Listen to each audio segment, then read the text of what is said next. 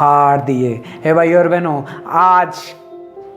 आज परमेश्वर इस वचन के द्वारा हमसे बात कर रहा है। नामान को परमेश्वर के बारे में नहीं पता था, परमेश्वर की शक्ति के बारे में नहीं पता था, लेकिन वो फिर भी इज़राइल में आया था चंगाई पाने के लिए। लेकिन यहाँ पे इज़राइल का राजा जो है परमेश्वर को जानता था, परमेश्वर की शक्ति को जानता था, भविष्यवक्ता उसके देश में है, सब कुछ जानता था, लेकिन वो अपने कपड़े फाड़ रहा है कि मैं तुझे ठीक नहीं कर सकता। हे भाई और बहनों, आजकल सारे विश्वासियों की, सारे परमेश्वर के ऊपर जो विश्वास करते उन सब की जो है यही हालत है। हम सब जो है उस तरफ ध्यान देते हैं जिसका नाम बड़ा होता है, जो जिसकी सेवकाई ज़्यादा होती है, जिसका नाम सबसे ज़्यादा ऊपर होता है, जो ज़्यादा हील करता है। हे भाई और बहनों, कभी कभी हम आस पड़ोस के लोगों को भी देखते नहीं हैं, ध्यान नहीं देते हैं कि शायद ये भी हमें परमेश्वर के वचन से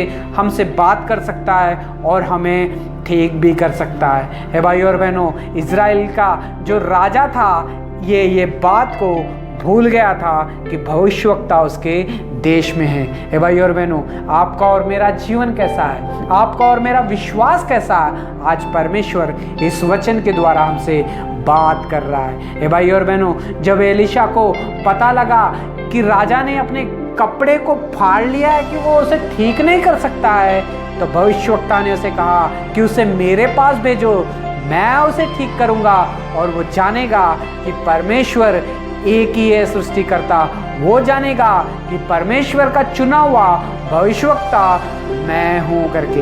हे भाई और बहनों, तो राजे ने उसे कहा कि जा एलीशा के पास जा, वो परमेश्वर का दास भविष्यवक्ता तुझे ठीक करेगा। हे भाई और बहनों, फिर से उसने सफर किया, नामान ने फिर से वो गया एलीशा के पास। एलीशा के पास जब गया, उसने ये सोचा होगा मैं तो सीरिया के राजा के पास काम करने वाला हूं, शूरवीर हूं और सारी सेना मेरी आज्ञा मानती है, मेरे पास पैसे हैं, सोना है, चांदी है, कपड़े हैं, सब कुछ मेरे पास है, मेरा नाम ऊंचा है। वो जब भविष्यवक्ता के पास जाऊंगा तो भविष्यवक्ता मेरे लिए बाहर आएगा और मुझे अंदर बिठाएगा, मेरा इलाज करेगा और मुझे ठीक करेगा, मेरे लिए प्रार्थना करेगा।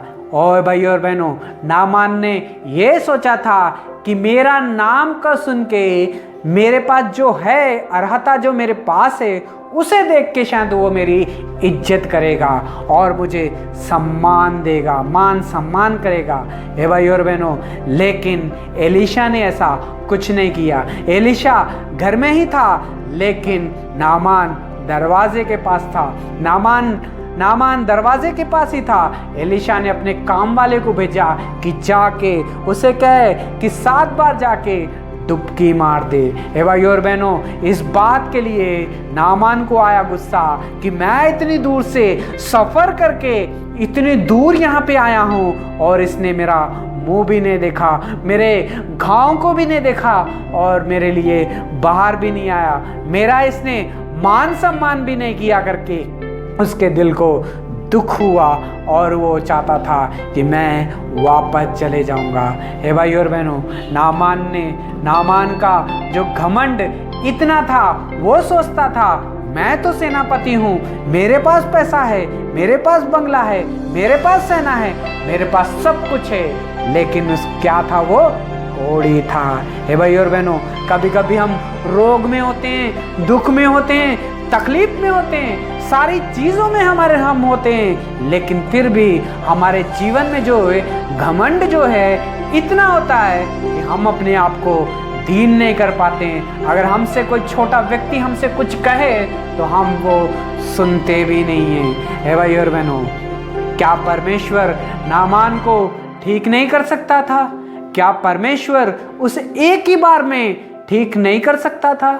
हे भाई और बहनों, क्या ऐसा नहीं हो सकता था कि एलीशा बाहर आता, नामान के सर के ऊपर हाथ रखता और वो तुरंत ठीक हो जाता? ऐसा हो भी सकता था, लेकिन परमेश्वर ने उसके जीवन में इतना लंबा सफर किस लिए किया, क्यों उसको इतना लंबा सफर तय करना पड़ा। हे भाई और बहनों, जब वो अपने साथ आया